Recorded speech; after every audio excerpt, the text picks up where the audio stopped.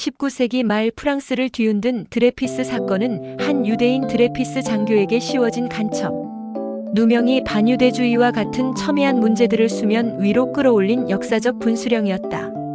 이 사건은 시오니즘 운동이 본격적으로 태동하는 결정적 계기가 되었다. 당시 프랑스는 1870년 프로이센- 프랑스 전쟁의 패배로 인한 충격에서 벗어나지 못한 상태였다. 이 전쟁의 패배로 프랑스는 유럽 최강 지위를 상실했고 패전의 원인을 전가할 희생양을 찾으려는 분위기가 팽배했다. 이러한 사회적 분위기는 신생 독일 제국과의 치열한 첩보전 속에서 간첩에 대한 경계심이 극에 달했다. 이러한 배경 속에서 유대인에 대한 뿌리 깊은 차별이 자리 잡고 있었다.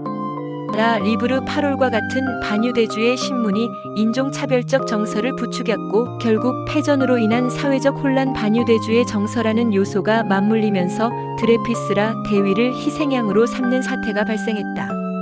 흥미로운 점은 드레피스 본인은 스스로를 유대인으로 강하게 정체화하지 않았다는 사실이다. 당시 서유럽 유대인들은 오랜 세월에 걸쳐 주류 사회의 문화적, 혈연적으로 동화되어 유대인으로서의 정체성을 상실한 경우가 많았다. 그러나 군 내부에서 유대인 간첩이라는 소문이 돌자마자 그의 개인적 정체성과는 무관하게 프랑스 전역에 반유대주의의 광풍이 불어닥쳤다. 사건의 진실을 밝히는 데 결정적인 역할을 한 인물은 당대 최고의 지성이었던 작가 에밀 졸라였다. 군부와 보수 언론이 모두 드레피스의 유죄를 기정사실로 하고 있을 때 졸라는 진실을 알리기 위해 주요 신문사들을 찾아다녔으나 모두 거절당했다. 그의 글을 받아준 곳은 로로르였다. 졸라가 붙인 제목은 대통령에게 보내는 편지라는 온건한 것이었으나 신문의 편집장이자 훗날 프랑스 총리가 되는 조르주 클레망소는 파장을 예상하고 나는 고발한다라는 강렬하고 도발적인 제목으로 바꾸었다. 그러자 졸라의 공개 서한이 실린 로로르는 평소의 10배에 달하는 30만 부가 팔려나가는 기록을 세웠다. 그러나 반대파의 저항은 거셌다. 그들은 거리에서 졸라의 기사를 불태우고 졸라를 죽여라, 유대인을 죽여라 와 같은 구호를 외치며 유대인 상점을 약탈하는 등 폭동을 일으켰다. 결국 군부는 졸라를 군법회의 모독죄로 기소하여 유죄를 선고했고 졸라는 영국 런던으로 망명해야 했다. 그는 훗날 프랑스로 돌아왔으나 1902년 의문이 연탄가스 중독 사고로 사망했는데 이는 누군가의 지시로 굴뚝이 막혀 일어난 암살이었음이 훗날 밝혀졌다. 사건은 1898년 8월 증거 조작의 핵심 인물이었던 앙리 중령이 자신의 범행이 드러날 위기에 처하자 자살하면서 새로운 국면을 맞았다. 진범인 에스테라지는 영국으로 도주했다.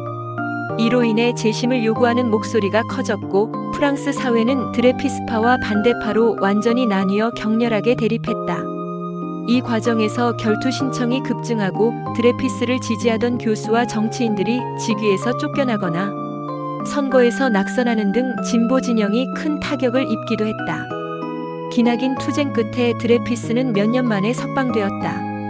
드레피스 사건이 남긴 가장 중요한 국제적 영향 중 하나는 현대 시오니즘 운동의 본격적인 시작이었다. 당시 유럽, 특히 서유럽의 많은 유대인들은 기독교로 개종하거나 세속적인 삶을 통해 주류 사회에 동화되면 차별에서 벗어날 수 있다고 믿었다. 그러나 자유, 평등, 박애의 나라 프랑스에서조차 유대인이라는 이유만으로 한 개인의 삶이 무참히 파괴되는 것을 목격한 유대인들은 엄청난 충격과 자괴감에 빠졌다. 이러한 시대적 분위기 속에서 등장한 인물이 바로 오스트리아 마이너스 헝가리 제국 출신의 유대인 기자 테오도르 헤르츠리였다. 당시 파리 특파원으로서 드레피스 사건을 직접 취재하던 그는 반유대주의의 현실의 환멸을 느끼고 유대인 문제를 해결할 유일한 방법은 독립적인 국가를 건설하는 것이라는 결론에 이른다. 그는 이러한 자신의 비전을 담아 1896년 유대인 국가라는 책을 출간했다. 이 책에서 그는 국가 건설을 통해 해결해야 한다고 주장했다. 헤르츠는 책을 출간하는 데 그치지 않고 유대인 국가 건설을 위한 외교적 노력에 직접 나섰다.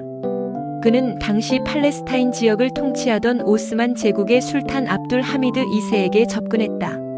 1896년부터 1902년까지 여러 차례 이스탄불을 방문한 헤르츠는 유대인의 자본으로 오스만 제국의 막대한 재정 부채를 해결해주는 대가로 유대인들이 팔레스타인에 정착할 수 있도록 허가하는 지커를 내려달라고 청원했다.